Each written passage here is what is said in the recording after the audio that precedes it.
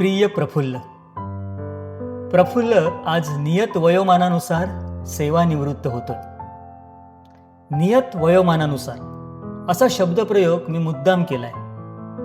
असं काही नियत वयोमान नसतं तर प्रफुल्लला निवृत्त होण्याची गरजच पडली नसती. प्रफुल्ल अजूनही तसाच टवटवीत आहे. ना एकही पाकळी गळलेली ना कोमेजलेली.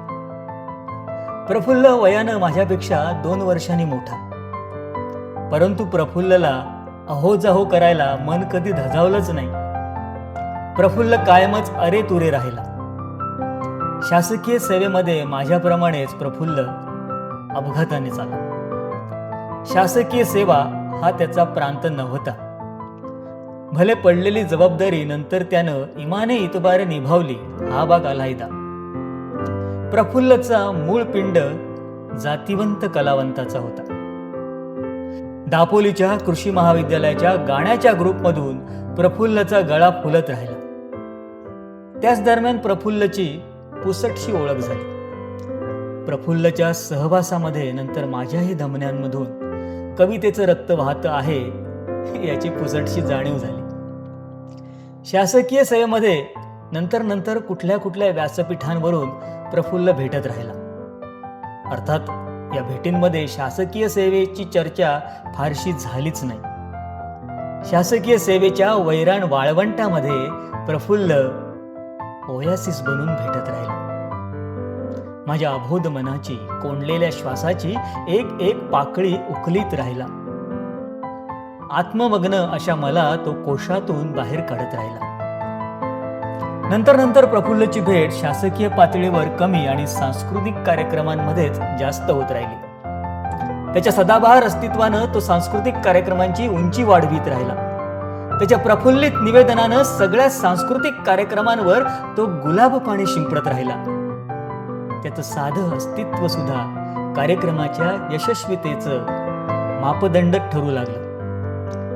हजर जबाबीपणा, समय सूचकता हे शब्द जणू त्याच्यासाठीच जन्माला आले आहेत असं वाटू लागलं. गाण्याचं शास्त्रीय ज्ञान त्याला किती आहे याबद्दल माझ्या मनात अजूनही शंका आहे. परंतु त्याच्या गोड गळ्यानं आणि त्याहीपेक्षा जास्त भावपूर्ण अदाकारीनं त्यानं भल्या कसलेल्या गायकांची गोची करून टाकली. गाण्याच्या मैफिलीमध्ये नावाजलेल्या आणि कसलेल्या गायकांना टाळून प्रफुल्लच्याच गाण्याला लोक डोक्यावर घेऊ लागले, वन्स मोर देऊ लागले. या सगळ्यानं प्रफुल्ल अवघडलं. ज्याला स्पर्श करील त्याचं सोनं करण्याचा एक परिसस्पर्श प्रफुल्लपाशी होता. या परिसस्पर्शाचं मला नेहमीच कौतुक वाटलं आणि कधी हेवा सुद्धा. पाडगावकरांच्या गाण्यांवर प्रफुल्लनं आम्हाला डोलायला लावलं. दिवस तुझे हे फुलायचे, झोपाळ्या वाचून झुलायचे. हे गाणं प्रफुल्लनं ज्या वेळी म्हटलंय ना त्यावेळी खरोखरच आम्ही झोपाळ्या वाचून झुललो. मान वेळाऊनी धुंद होऊ नको.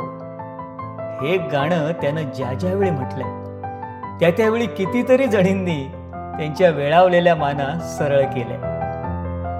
डाव मांडून भांडून मोडू नको असं त्यानं म्हटलं आणि कितीतरी जणांनी त्यांचे मोडू आलेले डाव पुन्हा सावरले. झिंगझिंग झिंगाट करून कितीतरी जणांना त्यानं नाचवलंय. मराठी असो वा हिंदी सगळीच गाणी प्रफुल्लच्या गळ्यातून मंजूळ होऊन बाहेर पडली. काप्या गऱ्यांचे प्रफुल्लनं रसाळ गरे केले. प्रफुल्लनं रंगभूमीवर सुद्धा भूमिका केली. परंतु प्रफुल्लचं कुठलंच नाटक मी कधी नाही पाहिलं. गाण्यांमधून निवेदनातून ओथंबून येऊन थपथपणारा प्रफुल्ल नाटकातील गंभीर भूमिकांमधून मला पाहायचा नव्हता. सतत हसणाऱ्या प्रफुल्लचे नाटकातले ओढून ताडून आणलेले गंभीर भाव माझ्याच्यानं पाहावले नसते. प्रफुल्लच्या वागण्यामध्ये कधीच कसला अभिनिवेश नव्हता. सदाफुलीची वेल वाऱ्यावर जशी लहरत राहते ना तसा तो लहरत राहिला. प्रफुल्लच्या एकूण सगळ्या वावराला मंद सुगंधी बकुळगंध होता. माझ्याप्रमाणे केवड्याचा उग्र गंध नव्हता. त्यामुळे प्रफुल्लच्या अंगा खांद्यावर फुलपाखरं बागडली. केवड्याप्रमाणे सर्प नाहीत. प्रफुल्लनं त्याच्या हातातील दगडांची सुद्धा फुलं केली.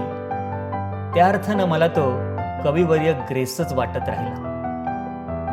वैयक्तिक पातळीवर प्रफुल्ल फार मोठ्या दुःखातून गेलाय. दुःखाने जणू त्याची परीक्षाच बघितली. परंतु या परीक्षेमध्ये तो विशेष प्रावीण्य मिळवून उत्तीर्ण झाला. दुःखानं त्यानं त्यांच्या कर्तृत्वाची लाज वाटायला लावली. कुठलीच दुःख प्रफुल्लच्या चेहऱ्यावरचं हास्य मिटवू शकली नाहीत. किंबहुना त्यानं दुःखांच्या चेहऱ्यावरच एक हास्य रेषा उमटवली.